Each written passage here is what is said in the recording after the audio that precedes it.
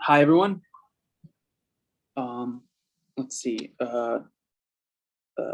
So I'm going to start with some residual questions that are left after what we talked about yesterday, which is we looked at how to calculate the spectral form factor in JT gravity. And we found that if you include this space-time wormhole contribution, linking the two copies of Z of beta plus IT, we found that gives the ramp that we would have hoped to find in the spectral form factor. Some residual questions are, where's the plateau? Do we have to sum over more complicated spacetimes with more complicated topologies? Also, where's the noise? For a given Hamiltonian, not averaged over Hamiltonians, if you try to calculate the spectral form factor, you expect to get a noisy function where you only see this ramp and plateau after averaging over different Hamiltonians or averaging over time windows or something like that. We might have hoped that JT gravity is dual to a theory with a single Hamiltonian, and in that case, you would have expected this noise. And then furthermore, why is Z of beta plus IT squared not equal to the square of Z of beta plus IT? So by that, I mean, if you try to calculate the spectral form factor, you do a path integral with two boundaries, and you find this wormhole link in the boundaries. So that wormhole only appears when you try to calculate this two boundary quantity. And it doesn't appear if you try to calculate Z of beta plus IT by itself, and then square the answer that you get. So these three questions are sort of what we're going to be talking about today in JT gravity specifically. And let me give a little bit of background from the late 80s on space-time wormholes. So again, this double cone or the cylinder that gives a ramp is an example of what's called a space-time wormhole that links distant regions in space-time for different asymptotic boundaries. And as I just said, these space-time wormholes can obstruct factorization of things like partition functions. And this was pointed out by Maldacena and Mayos in the 80s CFT context. But there's another way you can try to interpret this answer. That when you calculate two Z's, you find a wormhole. And when you calculate Z by itself and square it, you don't find a wormhole. You can think of Z as behaving something like a random variable, where the things that we're calculating with the path integral are expectation values of that random variable. So this is the case in random matrix theory, where Z is averaged over Hamiltonians. So this interpretation of the gravity path integral with space-time wormholes as giving some sort of random average goes back to the 80s with work by Coleman and Giddings and Strominger. And so what they did is they considered the Euclidean path integral for gravity, and they thought about what would happen if you included like tiny Planckian wormholes that link distant regions of this Euclidean spacetime. So let's focus on a single tiny little wormhole that links distant points X and Y. So what they did is they said, if you try to integrate out this wormhole, you can replace it with an effective coupling between points X and point Y. So it's a non-local, it's a non-local coupling between X and Y, and we can think of it as like inducing this coupling, which is the sum over local operators OI, O at X, O at Y, times some coupling constant for I. And so what this means is that if you take the theory with wormholes and integrate it out, you can write a Lagrangian for the theory without wormholes, where you have your normal Lagrangian that doesn't have these bilocal couplings, but you add on this bilocal term. So here I have a sum over the different local operators OI, and I'm integrating over the possible points X and Y, integrating independently, because the two wormholes can basically be independently, they have their endpoints put anywhere independently. So this is because of this small wormhole approximation, the two endpoints don't really feel each other unless they get very close. So we can approximate it as completely bilocal. So I have a question, sorry. Mm-hmm. So this extra term involving the two operators, is this the same as the double trace deformation that I've heard about, which involves traversable wormholes? Oh, it's different than that one. That's like you can think of it as an addition to the Hamiltonian. That would be so here this is integrated over space-time and space-time. That would just be a term in the Hamiltonian. Where there's in the Lagrangian it would have one time, but it would be non-local in space. Maybe that's how to differentiate them. Okay, thank you. Okay, so we can take the path integral for the theory with this funny bilocal term induced by the wormholes, and we can write it in this way. We're going to undo this square by introducing some variables, just some random numbers alpha I, which we integrate over with a Gaussian weight. So if we do this Gaussian, we have an alpha I squared, and we have this term here, which is a local coupling for OI with a term proportional to alpha I here. So if we do this Gaussian integral over alpha I, we complete the square, we end up back with this term here. So this thing in the brackets here, this is like a local theory. We have our old Lagrangian, but we've added this new local term with couplings alpha I. And then we can think of the alpha i's as just random couplings that we're averaging over.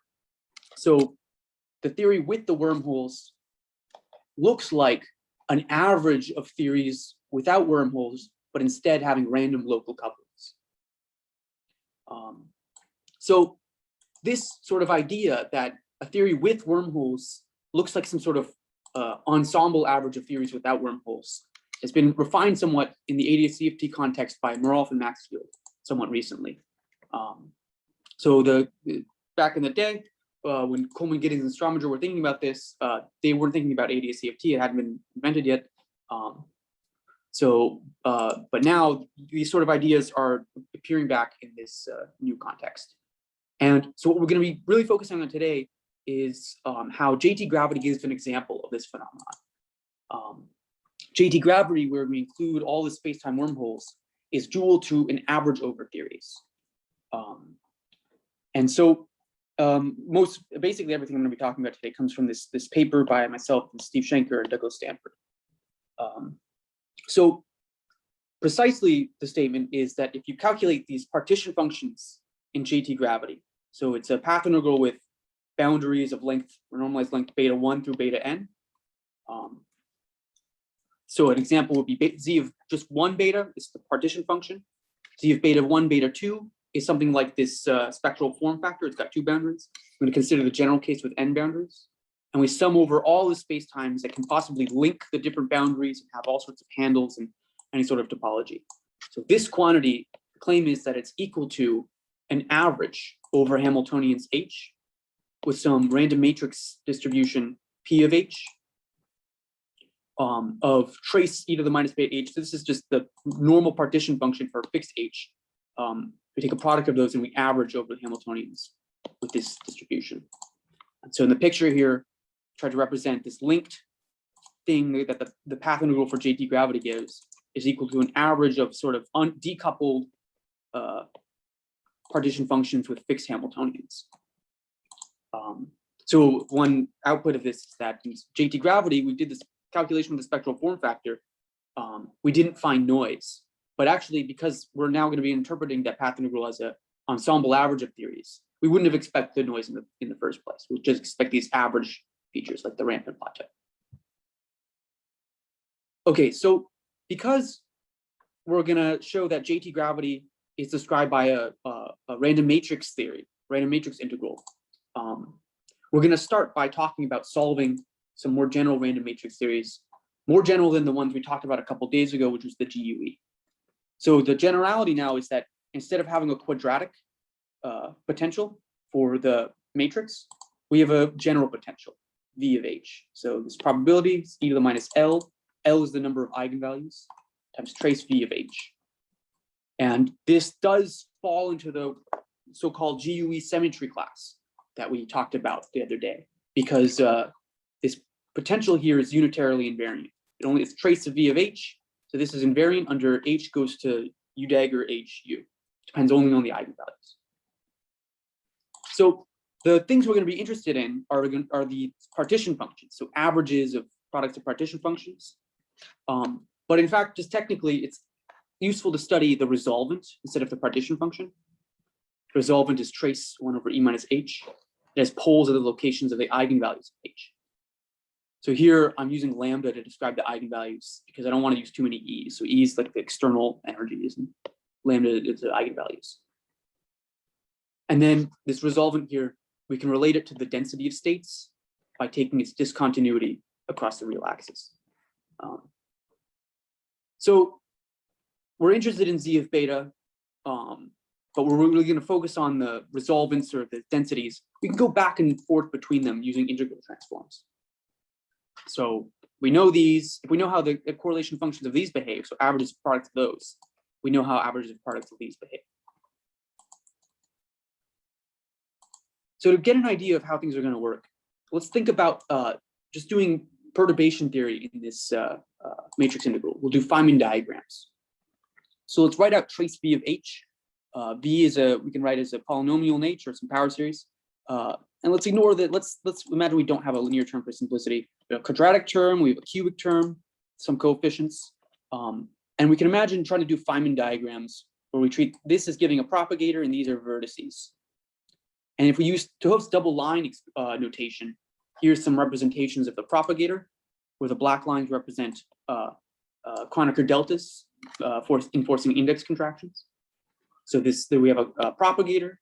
And we also have something like a cubic term coming from this trace h cubed term.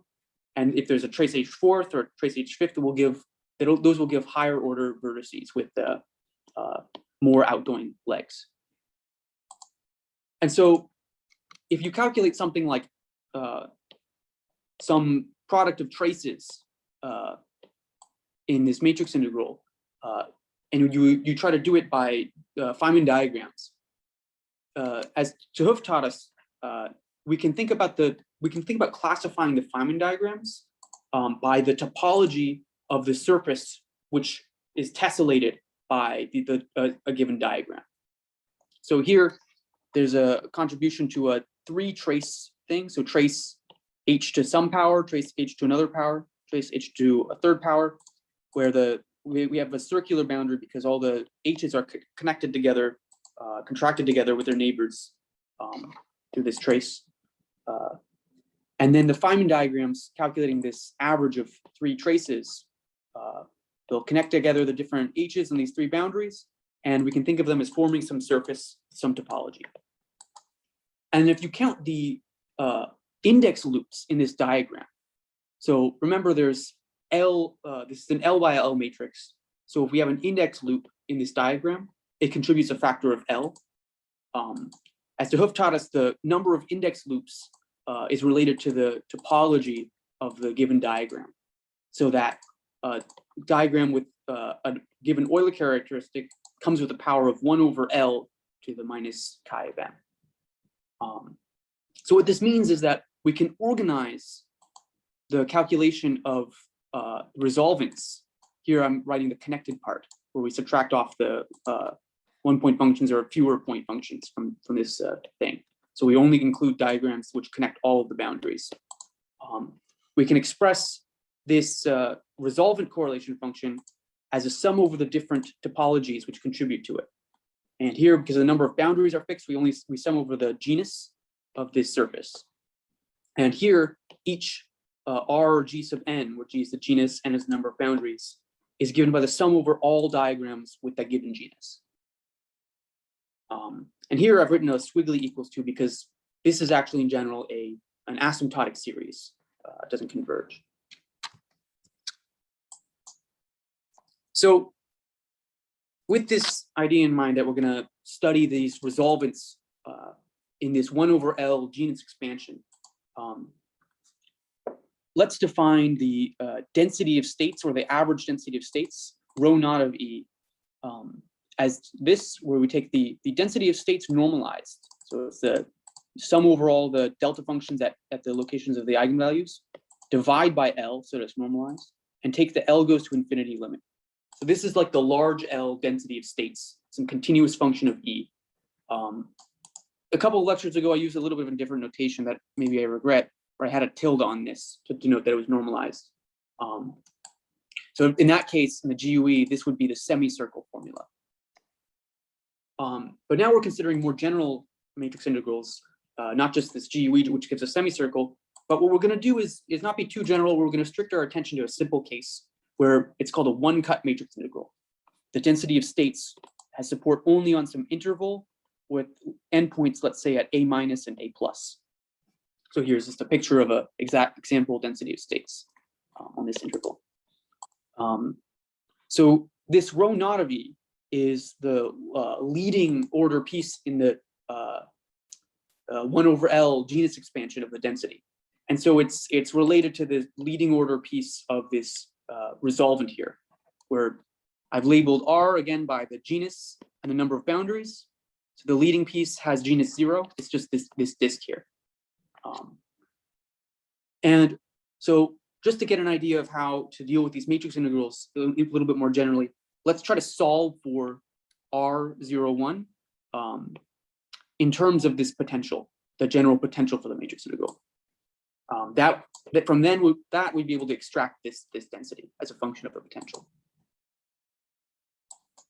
So the strategy we're going to take is a little bit similar to what we did a couple lectures ago to find the semicircle.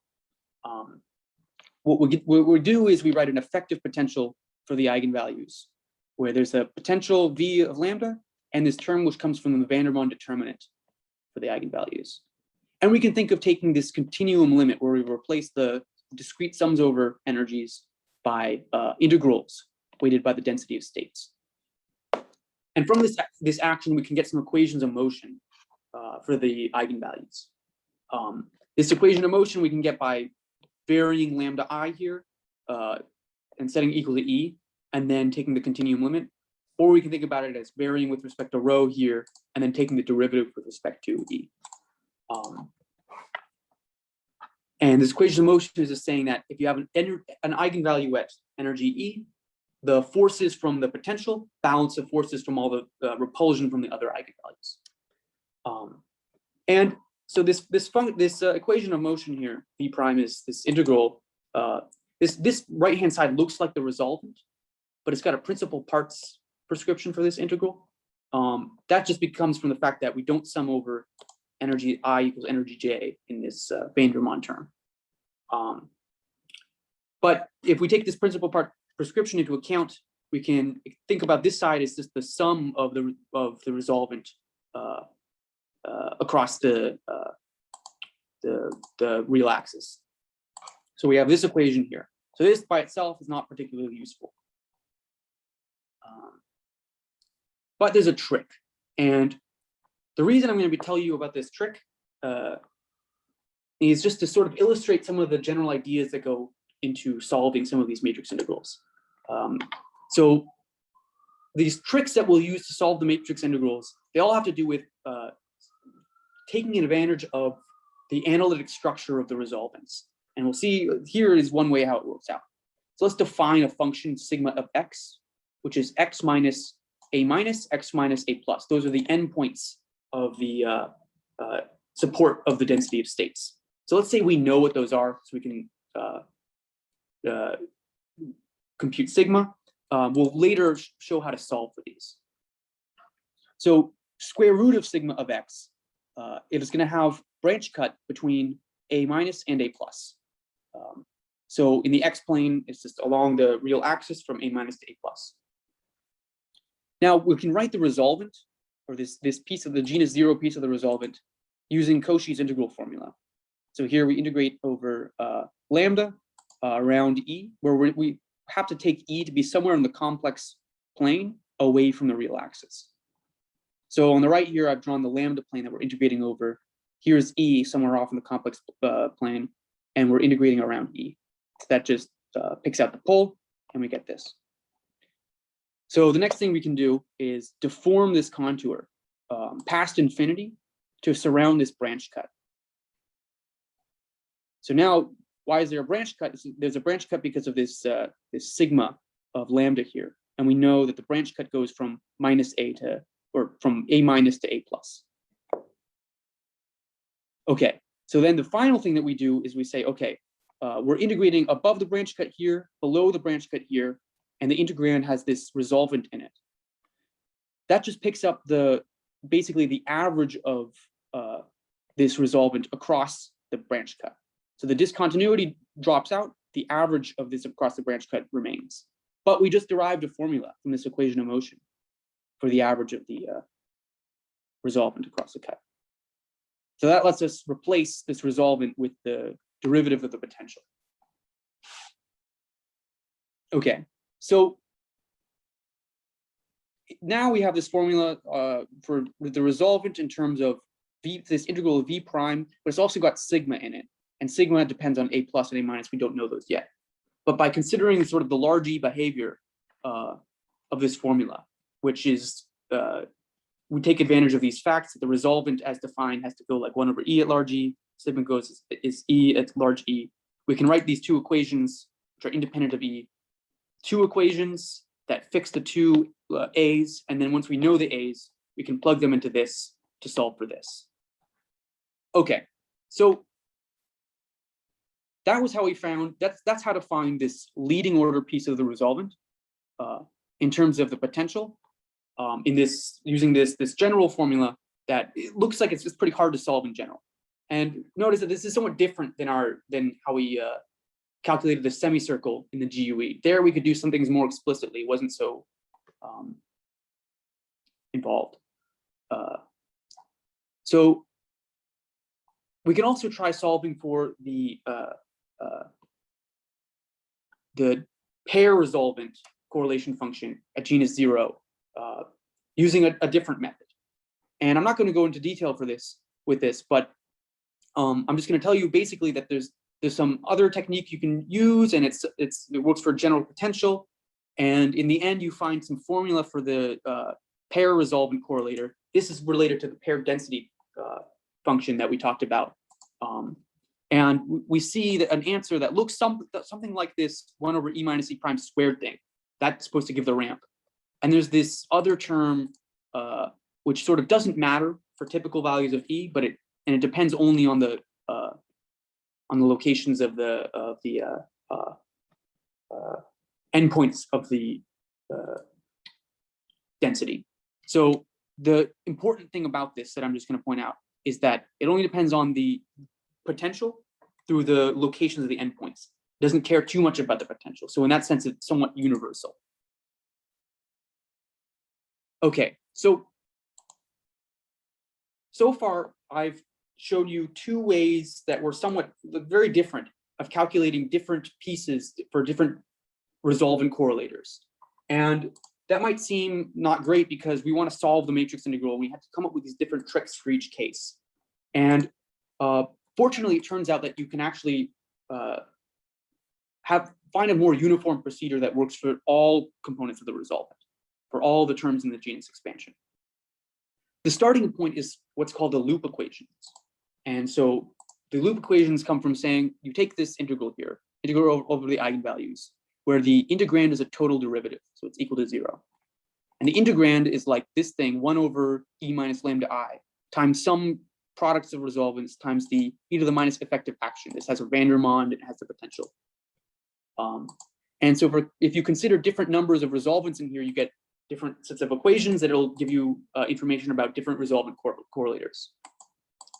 So if we just take this thing, we work out the derivative acting on each of these terms. So this derivative acting on here, oh, sorry, let's take the case k equals 0 first, so we don't have any extra resolvents. We just have this term and we have the effective potential. So the derivative acting on this gives this term. The derivative acting on the effective potential has a contribution from the Vandermonde and a contribution from the potential itself.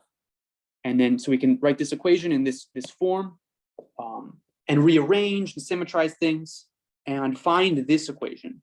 So there's a square of the resolvent, and then there's this thing which is depends on the potential. So this is an example of the loop equations. What we can do to make use of this is we can work this out. We can express this thing as a sum over genus and look at the equation genus by genus. So the leading order term in the genus expansion of this equation has to do with this resolvent that we just calculated through this other method. And it relates it to the potential in this way. So actually solving this equation explicitly is not in general very useful. What we're going to do is we're going to point out a specific fact about it that's pretty important. So here on the right-hand side, it's a function of E that is single valued in E, because we're assuming that the potential is analytic in E. On the left-hand side, we have the square of this thing. So we have, let's call this thing in the parentheses y. So we have an equation y squared equals some single valued function of E. What that tells us is y is a multi-valued or double valued function of E. So it's going to have some square root branch cuts where f of E equals 0.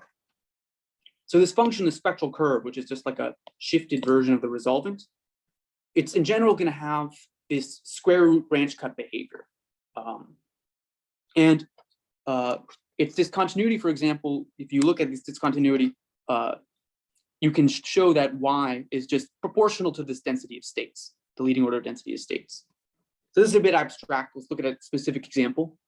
If we take the GUE, where V is this quadratic potential, we can evaluate the right-hand side of this equation.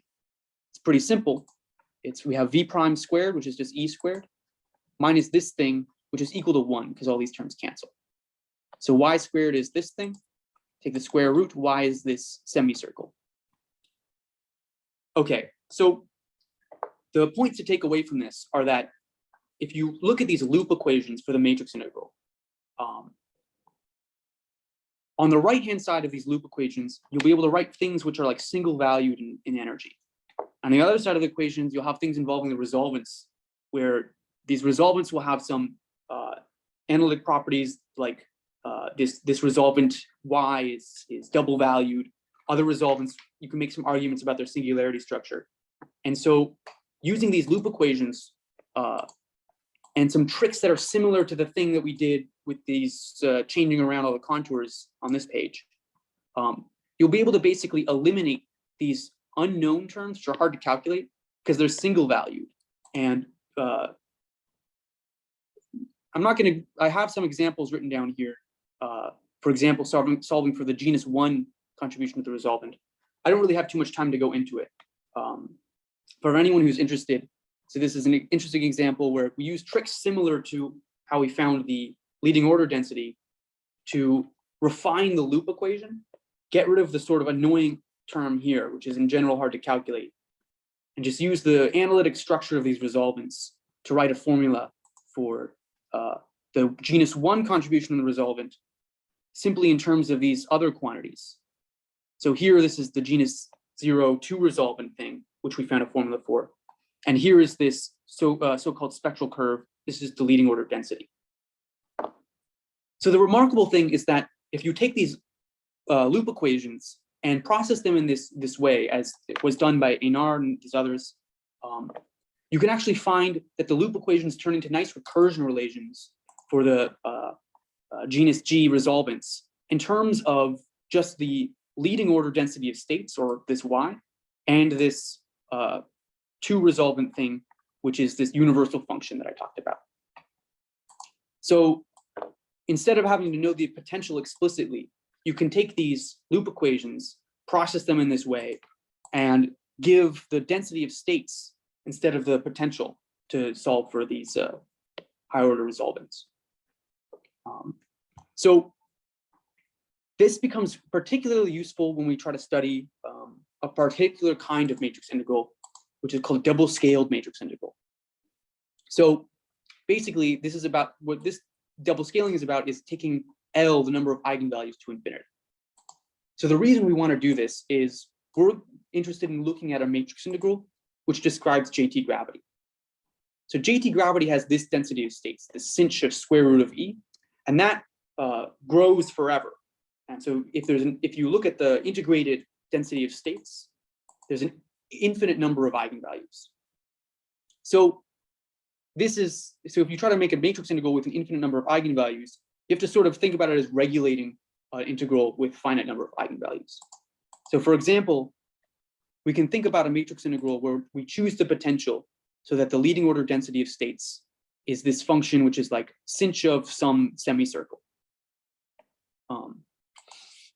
So here I've drawn a picture of it. It's like a finite, it's one of these one-cut densities that we have been talking about, where here for near the edge, it looks like sinh of square root of E. It looks like JT gravity. But for high enough energies, it starts to deviate, and we see that it actually goes back down to 0. So there's a finite number of eigenvalues.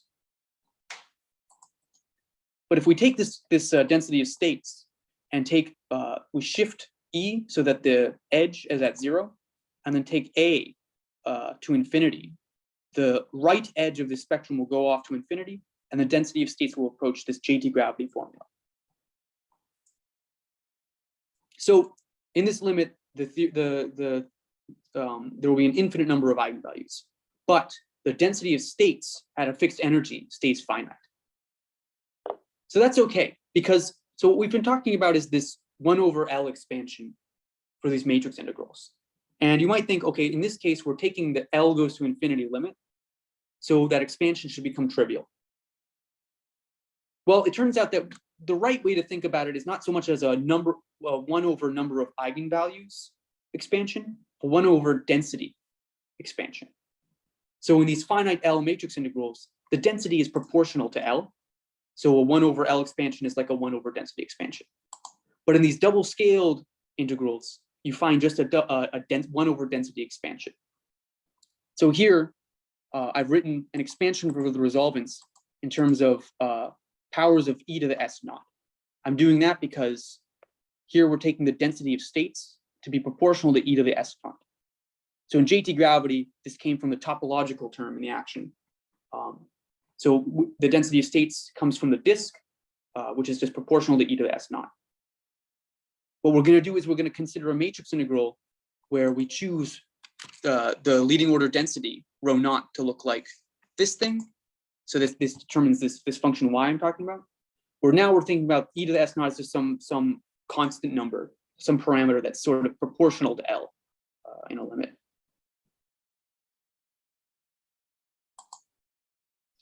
Okay, so if you think about this double scaling limit of matrix integrals, you have to tune the potential in a specific way so that the density stays finite in the L goes to infinity limit.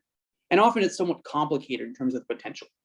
So if we want to study a double scaled matrix integral that gives the JT gravity density of states, it's actually very difficult to find out what the potential is. But as I've just shown you, you can deal with these matrix integrals, you can solve them without actually knowing the potential explicitly. You can use these recursion relations to to give a formula for the resolvence just in terms of the leading order density. And that side note is that you need the leading order density and also this R02, but in this double scaled limit, R02 becomes particularly simple, and it doesn't depend on the endpoints at all. Basically because one endpoint we're fixing at 0 and the other endpoint we're sending to infinity. Okay, so one last thing I'll say about these matrix integrals is that if you take these recursion relations that I mentioned and you take the double scaled limit, they have a particularly simple refinement called topological recursion due to A nard. So again, the topological is because we're relating terms in these resolvents which are related to diagrams of different topology. So I've told you that these resolvents, for example, y is a double valued function of e.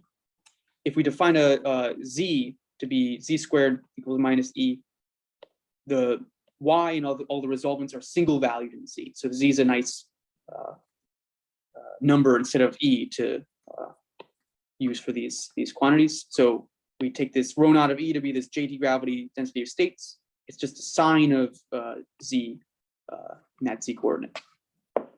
And then another convenient thing, it's not terribly important, it's just if you want to study the resolvents, it's a little bit easier instead to think about these rescaled versions of them called the W's. So this is the W genus G n boundaries is related to the resolvent with genus G n boundaries.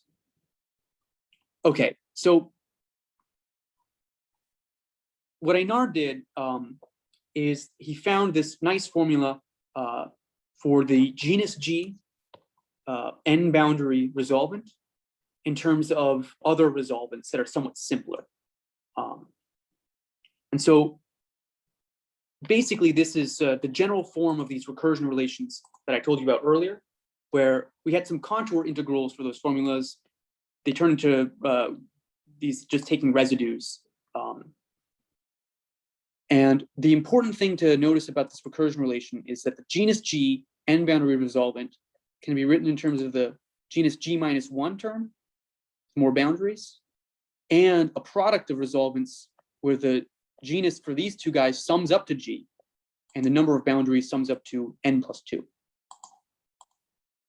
So you can sort of interpret this as saying the genus G resolvent has a contribution where you think about forming it by splitting a handle on this on the surface which gives this resolvent, and pieces where you glue two different surfaces together. Two simpler surfaces are glued together to form this one. So again, these recursion relations are saying make a more complicated surface or a more complicated topology contribution to the resolvent out of simpler topologies. So to summarize everything that we need to know about these matrix integrals is that if we want to solve a double-scaled matrix integral, all we need to do is specify the leading order density of states, which is just this spectral curve y. And then we can plug y into the topological recursion to get the resolvents or these partition functions of genus G. And then this topological recursion comes from refining the loop equations using just general analytic properties of these resolvents. Okay, so with that, that's how to solve a matrix integral. In particular, how to solve a matrix integral where we have the leading order density of states equal to the JT gravity disk density of states. In those computations, we summed over these Feynman diagrams of any topology. And so we want to do the analogous thing in JT gravity. So in JT gravity, we're going to consider the n-boundary partition function, and we're going to write it as a sum over topologies. And the sum over topologies is an expansion in e to the minus s naught because of this topological term in the JT gravity action. So a surface with the Euler character chi is suppressed by e to the s naught chi. So here is a little example, 3 boundaries, and I have some surface in the middle that has a handle on it. And again, in JT gravity, we're only summing over surfaces with constant negative curvature. So there's this integral, so even this integral over these complicated topologies turns out to be somewhat tractable because we're not integrating over any old metrics here with horrible, crazy topologies. They're metrics with constant negative curvature, and those have some known properties that we'll take advantage of. So just physically, what is this? What are we doing when we include all these complicated topologies in the JT gravity path integral? Well, these different topologies, we can think about them as adding on space-time wormholes. Now, unlike the case where that was studied by Giddings, Coleman, and Strominger, these aren't little microscopic wormholes, they're maybe macroscopic. And then in Lorentzian signature, we can think about them as describing the joining and splitting of big universes from these JT gravity spacetimes. So our approach to dealing with the summing over all these topologies in JT gravity is to decompose a given spacetime in a special way. So if we calculate, say, one partition function in JT gravity, there's a contribution with, say, 2 handles. We can take this spacetime and cut along a geodesic, a circular geodesic that's right here. And this is like the cutting that we did yesterday when we were describing the ramp in the spectral form factor. We cut along a geodesic of size B, and we can furthermore decompose this handled surface by cutting over more geodesics. So we can split apart this thing into pairs of pants.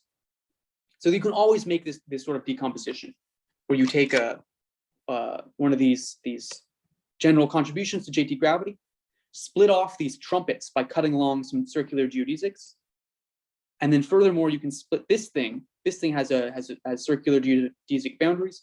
You can split that apart into pants. So the action of JT gravity is independent of the shape of this pants, so the moduli of the surface. That's because the JT gravity action has a topological term, and has a term which sets as a delta function constant negative curvature, and it has this boundary action, the Schwarzian term. Now, the boundary action, it actually depends on the size b of this circle in the trumpet, just because as you change b, it changes the radius at where this regularized boundary is. But it doesn't depend on the parameters of the handles out here, only on this b circle. So we can write the path integral over a surface like this in the following way. So we take the trumpet here. So the path integral over all these geometries with the wiggly boundary, but a fixed circle B here. We multiply it by the sum over all surfaces with this B circle here. So we integrate over all the moduli of this handled surface for fixed B. And then we integrate over B with some measure mu. So to do this path integral, we need to know first, what is this thing? What is the trumpet with fixed B? That's an integral over the boundary curves for fixed B. What is the measure for integrating this B? And what is this thing here? This, what's called the volume of the moduli space of ordered Riemann surfaces, genus G and N boundaries, geodesic boundaries, B1 to Bn. So here's a special case. I have genus 2, 1 boundary. It's a function of B. Now, I'm actually not going to be able to go into much detail about how to find these, how to calculate these various quantities. You can see section 3.3 of this paper for more details. But here's the main idea. To know how to calculate all these three things, this volume of the moduli space of Riemann surfaces, the measure for B, and this trumpet, we need to know the measure of integration over the boundary curve. We need to know the measure of integration for B. We need to know the measure of integration for the moduli. So we can think of JT gravity in the first order formalism with the Vielbeins and the spin connection as a SL2R gauge theory. It's a certain type of topological BF theory. And the point there is that when you view JT gravity as this BF theory, it's an integral over gauge fields. There's a natural measure for the gauge fields that comes from the symplectic structure, symplectic form on the space of the gauge fields. So the measure is derived from that symplectic form.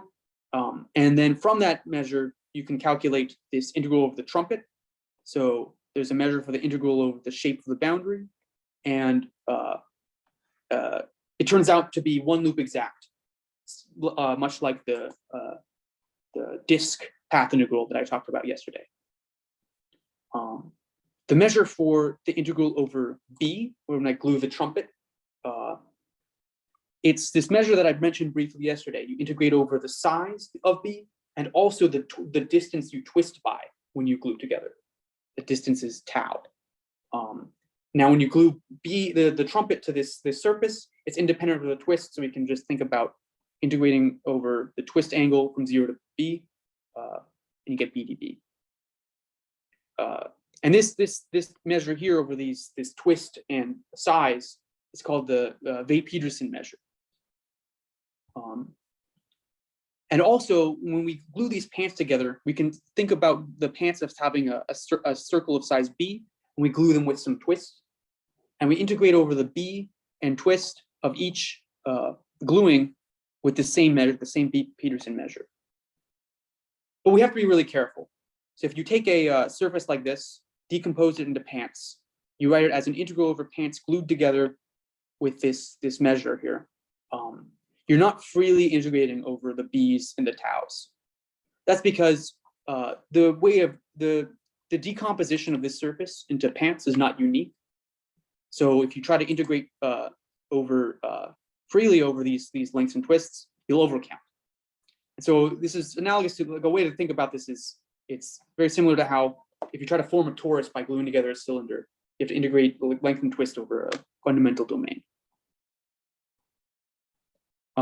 So in general, this integral is very difficult to do. In fact, in practice, even doing the simplest case where you have one boundary and one handle is extremely difficult. So just basically dealing with this overcounting problem is very difficult. Some terminology that's really not too important to go over. So altogether, in terms of these unknown quantities, these volumes of the moduli space of these Riemann surfaces computed via this difficult integral, we can write the path integral for the genus G contribution to the n boundary partition function like this. So we have a bunch of trumpets, we have n trumpets, and they're glued to this surface, which has this weight here, with the measure BdB for each of these circles. Okay, so this is a formula for JT gravity. We know the Z trumpets, we don't know the V's. But fortunately,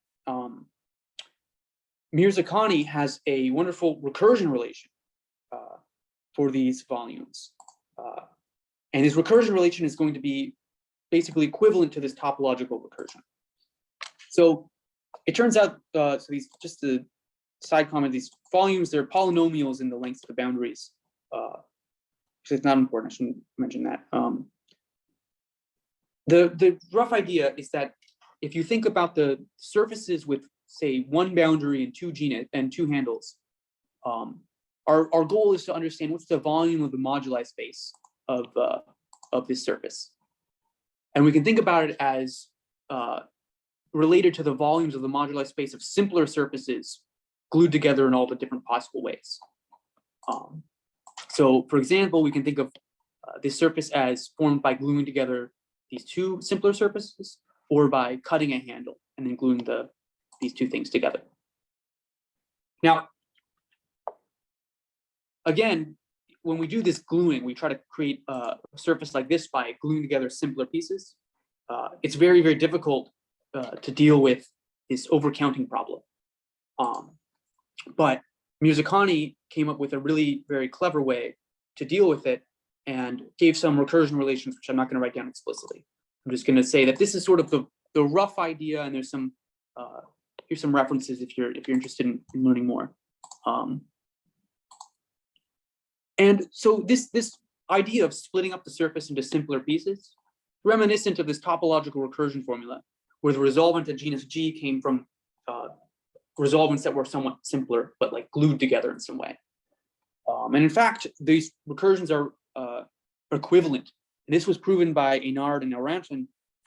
So the idea is you take the double-scaled matrix integral with this spectral curve. Notice this is the spectral curve for the JT gravity density of states. So if you take this spectral curve and you write down the topological recursion formulas, those output these W, these are the resolvents. So there is a recursion relation for the resolvents. If you identify these resolvents as this integral over the B's of these volumes, the recursion relation for these resolvents are equivalent to Mirzakhani's recursion relations for these volumes.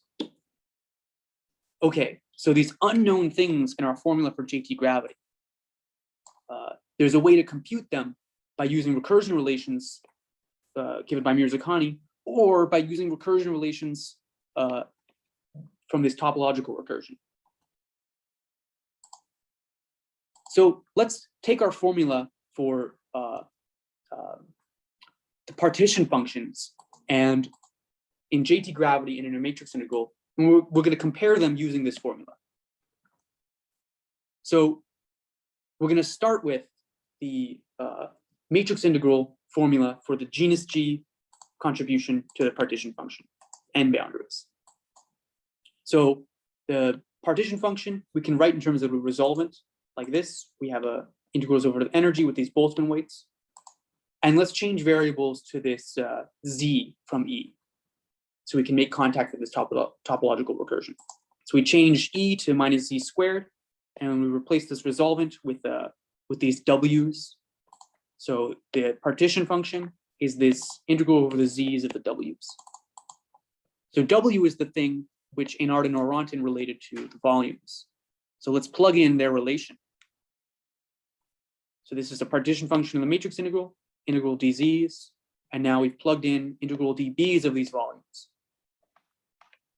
So let's do the integral over the z's. So the z's appear here. These are the Boltzmann weights. And here in this Laplace transform that related to the volumes of the resolvents. So the integral over z is just a Gaussian integral. The result is e to the minus b squared over beta divided by square root of 2 pi beta. That's just the trumpet partition function. So when we do these z integrals, we get trumpet partition functions multiplying these volumes, integrate over b with the weight b db. That is precisely our formula for the genus G partition function in JT gravity. Okay, so then let's take, this is a genus by genus statement. Let's take that statement and sum over genus. And what this is going to tell us is that the partition function in JT gravity, so this is expressed as a sum over topologies, it's an asymptotic series, is equal to this partition function in this JT gravity ensemble, or the partition function in this ensemble where this is the spectral curve. So this thing is non-perturbatively well defined. It's a matrix integral. We can compute all these things, and what we're saying is that this is equal to the output of the JT gravity path integral. So this is the sense in which partition functions in JT gravity are random matrix averages of ordinary partition functions.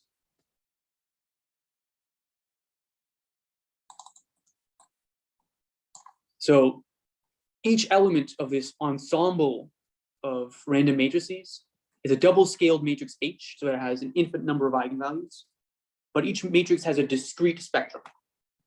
And so the discrete spectrum approximates, for a typical matrix H in this ensemble, the density of states looks like a discrete approximation to this cinch of root E formula for JT gravity. And then on average, the average density of states averaged over these discrete approximations gives you this continuous function. So this also means that in JT gravity, we should expect the eigenvalue statistics to be exactly given by this random matrix behavior. We've already seen how this cylinder in JT gravity gives the ramp in the spectral form factor.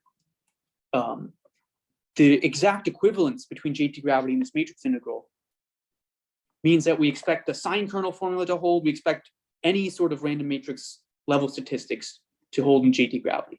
So there must be some gravity description of the sine kernel and other things like that. So finally, this also explains some of these mysterious things of why we didn't see any of this noise in the spectral form factor, or why the spectral form factor doesn't factorize. It's because the things that we're computing that we thought were just products of partition functions are actually ensemble averages of products of partition functions. So the spectral form factor computed with the path integral 2 boundaries. This is the thing where we found the ramp yesterday. This thing is in JT gravity, it's actually computing an ensemble average of ordinary partition function spectral form factors. So the answer for this should be this ramp and plateau without any noise. And notice that this is not equal to the square of the individual partition functions, this one would be computed by a path integral with 1 boundary.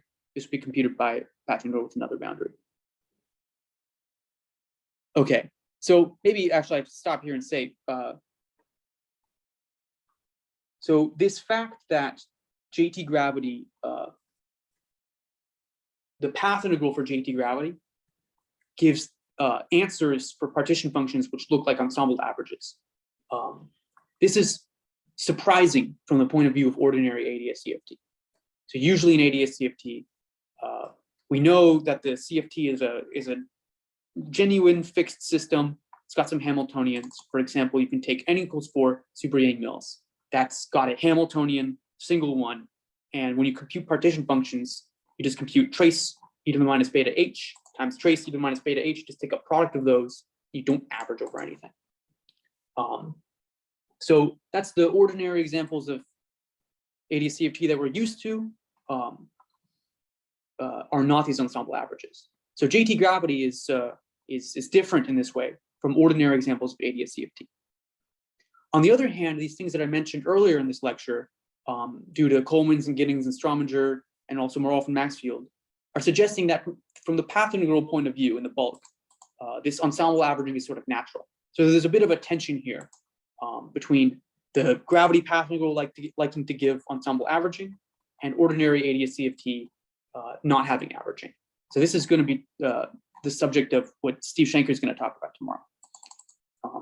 But for now, we're just focusing our attention on JT gravity and seeing what it gets us. And we'll hopefully learn some lessons that will apply to more ordinary examples of ADS-CFT.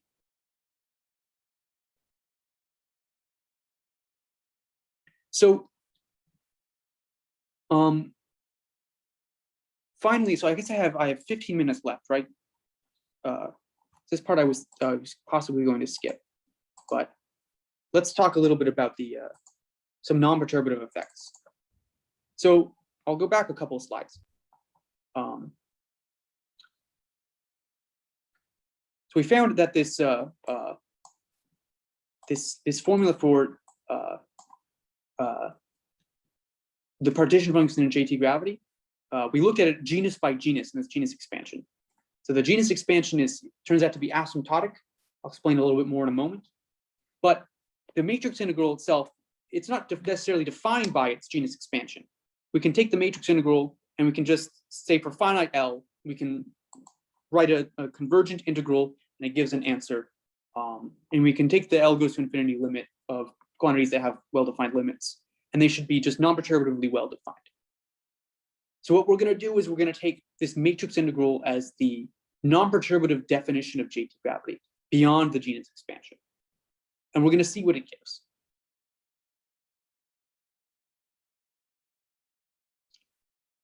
So the genus expansion in JT gravity, this expansion to e to the minus s naught, is asymptotic. So the coefficients of the genus expansion are related to these volumes, VGN, and they go as 2g factorial.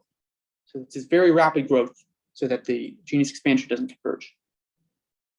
So typically, if you have an asymptotic series, if an integral has an asymptotic expansion where the terms grow like this, that means you expect non-perturbative effects that go as e to the minus some number times e to the s naught. So this is contrasting with the, like, say we take an ordinary path integral in quantum field theory, and we have a coupling constant g sub c. Ordinary Feynman diagrams give terms that grow like k factorial times g to the k for large k.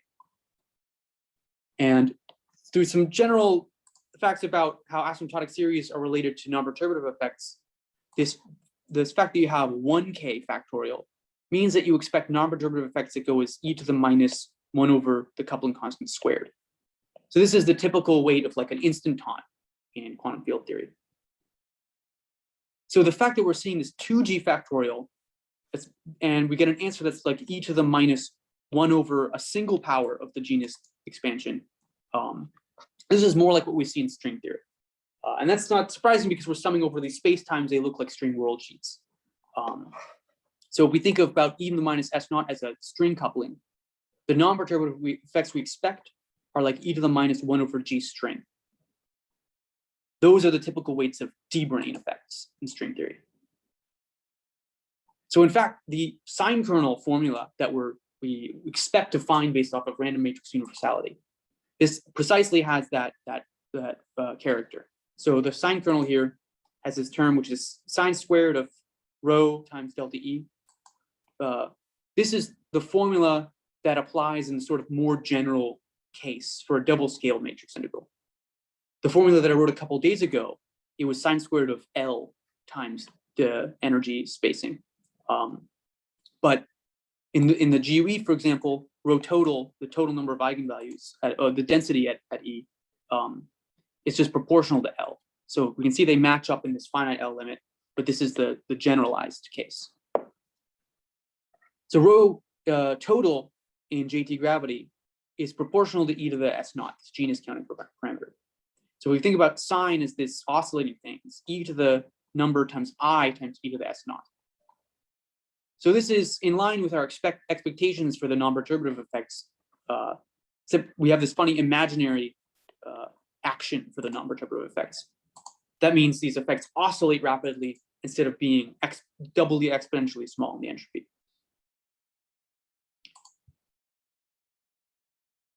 So the sine kernel is due to these non-perturbative effects in the matrix integral. This is non-perturbative in the genus expansion of JT gravity. And so the sine kernel it's difficult to see from the genus expansion.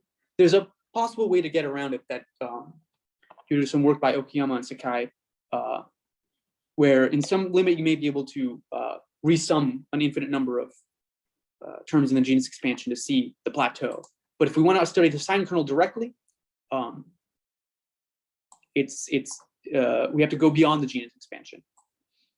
And there's a trick which I'll just briefly mention, which is we can think about calculating the resolvent, and we'll do this for two resolvents to get the sine kernel in a moment.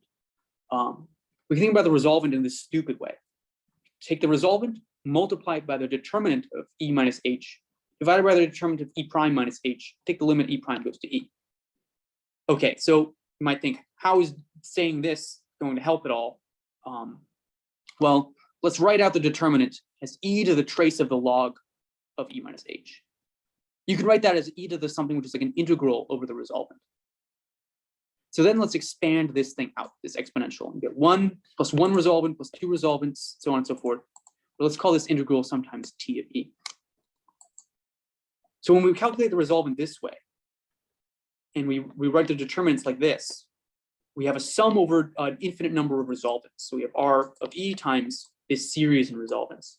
So instead of calculating what we thought was a single resolvent quantity, which is described by one boundary in the path integral, we're calculating a quantity that has any number of boundaries. And in the end, when we take E prime goes to E, all the extra boundaries should probably cancel out. So it turns out if you do the calculation a bit of a tricky way, and you calculate with E prime not equals to E, you include all these extra boundaries from the determinants, you sum over all the space-times connecting things, and you try to take the limit E prime goes to E, all these extra boundaries introduced by the determinant don't quite cancel. And they give you a different, they give you a new piece. It gives you a piece which is non-perturbative. In this single resolvent, maybe I should have drawn this. Single resolvent leads to the density of states. So draw the density of states as a function of energy. The leading order density of states looks like this thing. What we're going to find is non-perturbatively rapidly oscillating pieces in the density of states. So small, rapidly oscillating pieces of the density. This sort of reflects the discreteness of the spectrum. So you have little bumps that are spaced by the average level spacing of eigenvalues. The way in which you get this rapid oscillations is that these extra spacetimes basically exponentiate. So you get an answer which has a term which is like E to the disk contribution of the spacetime. The disk goes like the density. So this is something that's like E to the density of states. So those are the non-perturbative effects that I was just mentioning. So there's an analogous computation for two resolvents where you introduce more determinants. That gives the sine kernel. So this is a bit of a strange way of getting these non-perturbative effects. At least gives some picture, which hopefully there's there's a bit of a unfortunately I don't have much time to go into it, but yeah, so this is an odd picture involving these infinite number of disconnected spacetimes, giving these plateau effects. And because I have maybe About 7 minutes. 7 minutes, okay. No, So 10, I 10 have like 10 minutes. okay, cool. Yeah, so I'll just briefly say then, add another slide.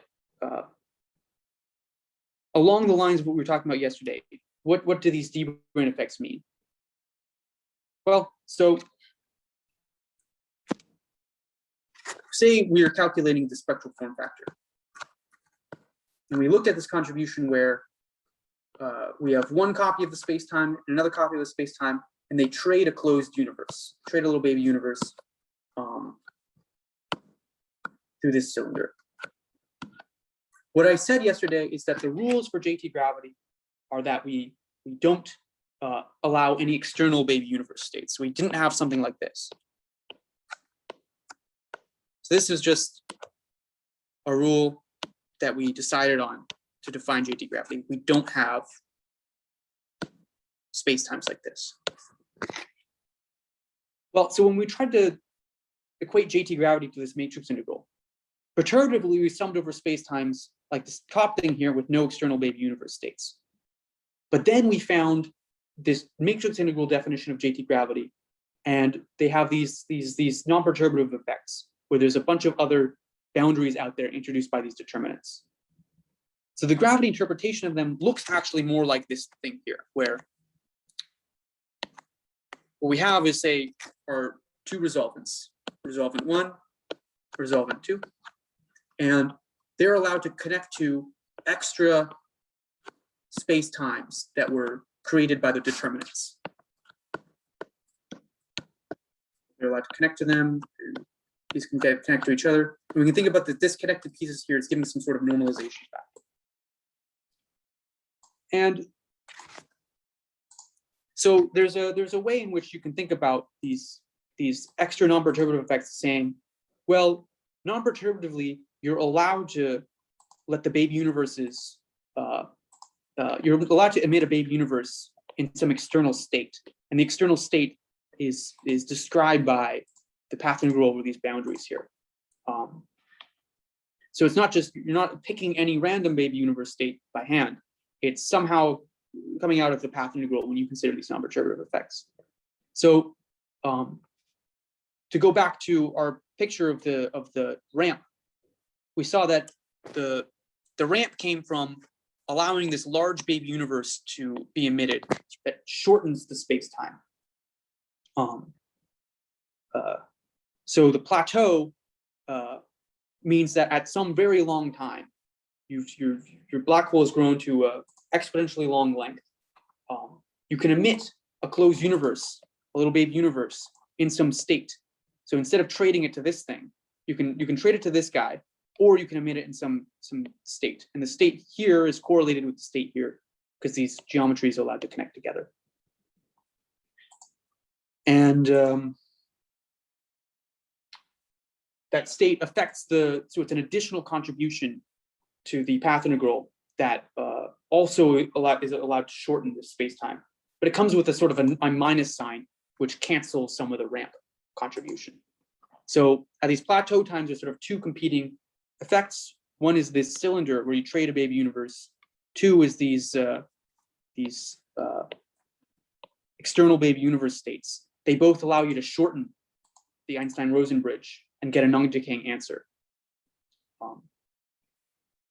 So that's sort of the most I can give of a picture of this plateau in terms of JT gravity. So now I'll just finish with some ending points.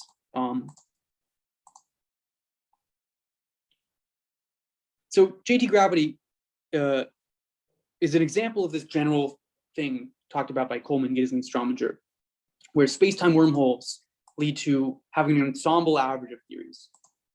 It's very different than ordinary ADS-CFT.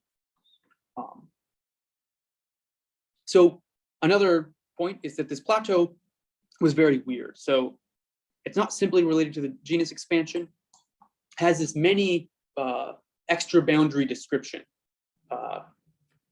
And so we can ask, does that generalize to higher dimensions? I told you yesterday how there's this more general double cone version of the cylinder, which gives the ramp. An open question is whether or not you can generalize this plateau thing to higher dimensions. It may even be that this description that I was telling you about in terms of these determinant tricks, maybe not the best way in general to think about that plateau. So there's a lot of questions remaining about the plateau in gravity. JT gravity has allowed us to get some handle on it by this non-perturbative definition of JT gravity via the matrix integral. But in more general theories of gravity, we don't have that crutch of the matrix integral definition. So it's difficult to justify this determinant trick of giving the plateau. Another point is that there's generalizations of this JT gravity dual to a matrix integral phenomenon. For example, if you consider JT gravity with non-orientable surfaces, we only talked about orientable surfaces. I should have been more clear about that. If you talk about non-orientable surfaces, you can find a matrix integral dual which is in the GOE or GSE symmetry class. So those are the other symmetry classes I talked about a couple days ago. You can also look at versions of JT supergravity that have additional kinds of matrix integral duals. So this is from work by Stanford and Witten. Now there's other generalizations of JT gravity where there's you add defects in the bulk, or you can think of those as modifying the dilaton potential. So we gave in JT gravity we had a very specific, finely tuned dilaton potential. There's versions of JT gravity with different dilaton potentials that are also related to matrix integrals, and this is by Maxfield, Tirachi, and Witten. And so there's one big open question, vague open question we're left with, which is, what does any of this JT gravity matrix integral duality tell us about ordinary ADS-CFT? So as I've emphasized, this ensemble average property of JT gravity, we don't think that applies to ordinary ADS-CFT. Well, don't think at least. So for example, a fixed Hamiltonian must have noise in the spectral form factor, or Z beta plus IT. Partition functions must factorize. So this is in tension with these wormhole effects that we found. So just to sort of make some progress towards understanding this, a way to model a fixed Hamiltonian from ADS-CFT might be to draw a typical H from the JT gravity ensemble. So in JT, we can take the JT gravity matrix integral, and instead of averaging over the matrices, we can say, let's pick a typical H in the ensemble and calculate the spectral form factor. That should give a noisy function with an average ramp and plateau when you time average. So maybe the behavior of that is related, would be able to teach us something about how the spectral form factor behaves for a fixed H in ADS-CFT. So there's some ways of representing these fixed H versions of JT gravity in the bulk by eigenbranes. And there's a way of thinking about that as allowing us a more complicated background state of the baby universes. So if you have a specific H, you calculate in JT gravity where you do the ordinary path integral, but you allow baby universes to be emitted and absorbed in sort of random looking states, and those random states give the noise in the spectral form factor. And so there's a lot of recent work about this, and this is basically going to be related to what Steve Shanker is going to be talking about tomorrow. Okay, so that's it for what I have to say. But so finally, I'd like to thank the organizers of Tazi for bringing this all together and making this great. So yeah, thank you, and thanks for listening to my lectures. Hope you enjoyed them. Thank you very much, Phil. Wonderful. So questions for Phil. This is your last chance. Ask something. Is there a Hamiltonian quantization of JT gravity that's equivalent to this double-scaled matrix integral thing, like what Harlow and Jaffaris did for the two-boundary case? I don't think so. Yeah, and I think it's because in the Hamiltonian quantization, it's hard to incorporate these closed universe effects. I'm not sure. I don't understand it well enough to know whether it could be done, but yeah, the short answer is no, because of the absorbing and emitting closed universes. So is there a sense of asking about, let's say, the alpha states and their analogs for JT gravity, the kind that Coleman, Giddings, and Strominger got? Oh yes, there is. Those are related to these eigenbrains, and the way you can think about that is sort of in the path integral perspective. It's sort of straightforward to allow closed universes to be in some specified state, in the alpha state, because you can represent that the alpha state of the closed universes in a basis of like you can create that state in the path integral by boundary conditions in the path integral. So you can include this alpha state without needing a conventional Hilbert space quantization of the JT gravity. Yep, thank you. Other questions? I have a question. Go ahead. So I'm a bit confused about these D-brain effects. So I'm not sure exactly how to think about them, like in terms of the actual geometry. Is it somehow what you're doing is, like, for example, for just the disk, you have this this boundary curve which has a Shortsian, which is governed by these Shortsian dynamics, and then you sort of go deep inside the disk, and then you put a brain in there, and that's what these D-brain effects are. So maybe here's a where. So let's make the analogy where if you're calculating the resolvent or partition function in JT gravity, it's similar to calculating an amplitude with like an external string in string theory. So we have a boundary that's the final state of the string, and we sum over the things where maybe a string can nucleate and end on there. That's the disk. If we have a D-brain, then there's strings can end on this brain. So we can have a thing where the string comes from the brain and ends in this final state.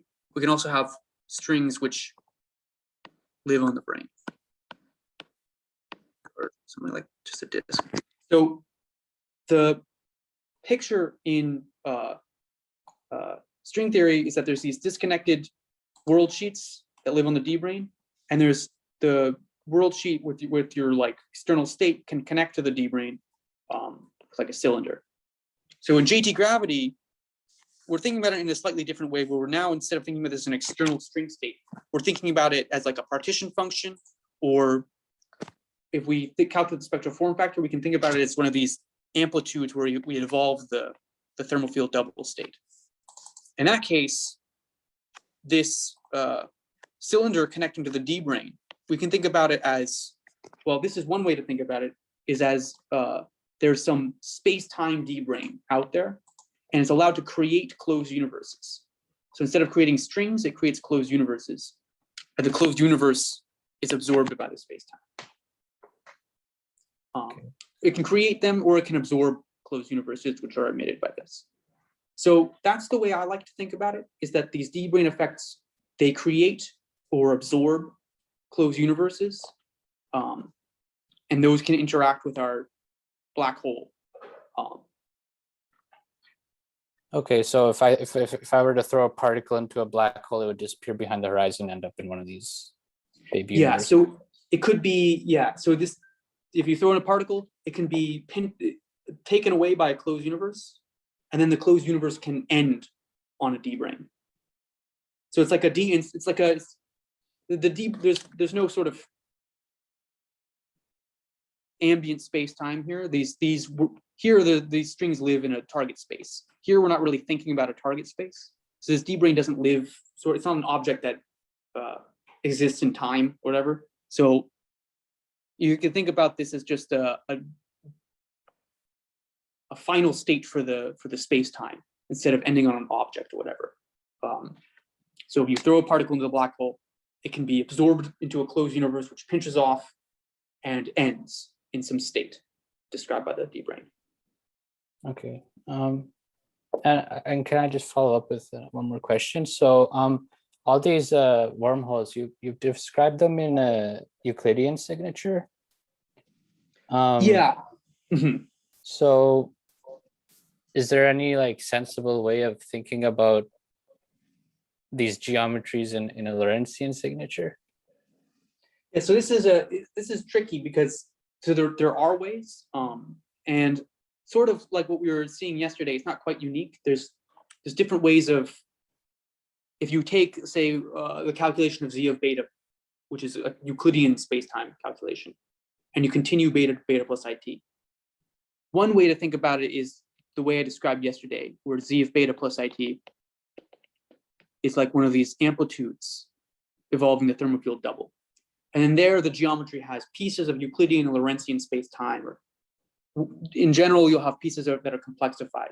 And there's a lot of freedom, like basically like a gauge invariance, choosing how to describe these spacetimes. It's different. There's different complexified spacetimes that give the same answer, basically related by gauge choice.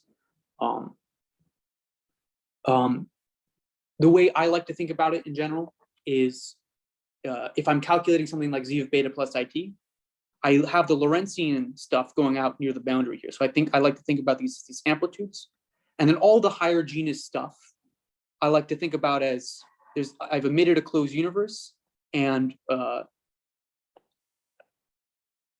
somewhat like how in quantum mechanics an instanton process is described by Euclidean path integral. This baby universe emitting is sort of like a tunneling process, and you can think about it as described by this smooth Euclidean geometry, but in Lorentzian signature, it's like a instanton pinching off effect. So maybe that's how I sort of like to think about it, but there's a lot of freedom, so it's really unclear what the sort of right way to is. Okay. Just one side comment, actually, briefly, is that these closed universes, they have constant negative curvature, so they have big crunches and big bangs if you continue them in time. So we've drawn them on these Euclidean slices, but if you evolve them forward in time, they have big bangs and big crunches. Yeah. Thank you. Can I ask a follow-up question about this? Mm-hmm.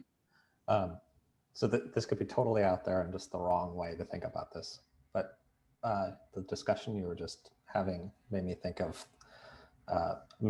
this. So is there any way I could think of these D-branes that you were just talking about as being like a reservoir or a bath for these baby universes? And if that's the case, is there in some sense a way that the system, say, comes into equilibrium with the bath, that the rate of absorption and emission kind of equalize? I'm not sure if there's really a way to think about it like that. It's maybe more accurate to think about them as some. I think maybe it's more accurate to think about it as a external state of many closed universes, and it's like the number of closed universes is any number of closed universes, because the D-brane can create or absorb any number. And so when you absorb a closed universe created by this D-brane, the D-brane still has an infinite number of closed universes that's created. So there's maybe that's closer to the picture that you have in mind, but yeah. Yeah, it was a little off topic, but thank you. Yeah, I'll say one thing is that I suspect, and this is we don't totally understand this yet. I suspect personally that the right way to think about these D-brane effects would take advantage of this notion of an alpha state that someone earlier had mentioned. the alpha state, I haven't explained it, but it's related to what happens if you don't average over the Hamiltonians. That involves having some background state of closed universes. The proper description of the D-brane effect, I suspect, is more natural when you take those sort of ideas into account. But yeah. Okay. Thank you. Any other questions? Yeah, I had a question about something that you talked about long ago in your lectures. So when you wrote down the JT gravity action, you chose the term with the scalar as r+2. Yeah. So I guess that was because you wanted to have a constant negative curvature bulk spacetime. Yeah. But is it possible to write down an action with a positive curvature? Oh, yeah. To like the de Sitter JT gravity. Yeah. People have studied this, and actually, there's some way that you can think of. There's a matrix integral description of amplitudes in JT gravity and de Sitter. So you have an initial state and a final state of de Sitter universes. And the de Sitter universes can join and split. And those amplitudes are related to like an analytic continuation of this matrix integral. And this is work due to, I think there were a couple papers, one by Kotler and Jensen, another by Maldacena and Yang, and I think Turiachi.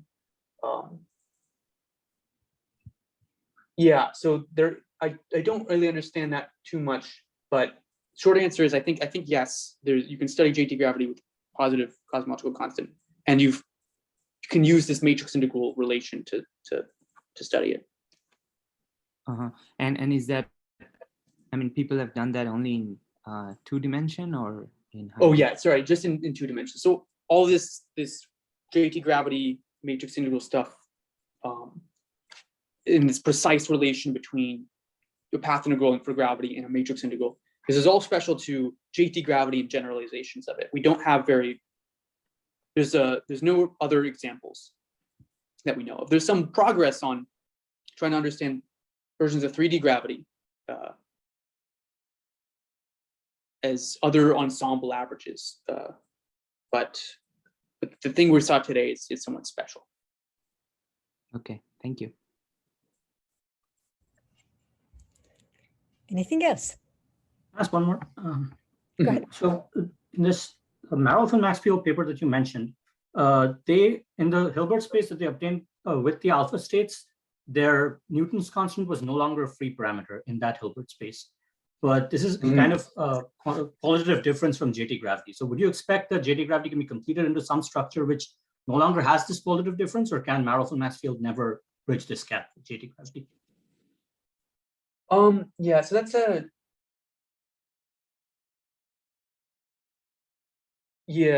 so yeah, in that sense, Maroff and Maxfield's model is qualitatively different than JT gravity.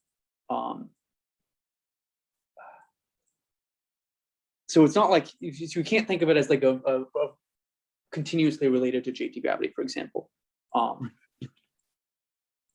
But besides that fact, a lot of the so their formalism that they describe with the alpha states is general, and it doesn't require that phenomenon that they found in their toy model. So they'll basically, the language of alpha states and everything like that, some of the results still apply to JT gravity, even though their toy model and JT gravity do have this very interesting qualitative difference. I'm not sure if that answers your question, though. Yeah, it does. Okay. No, thank you. Any final question?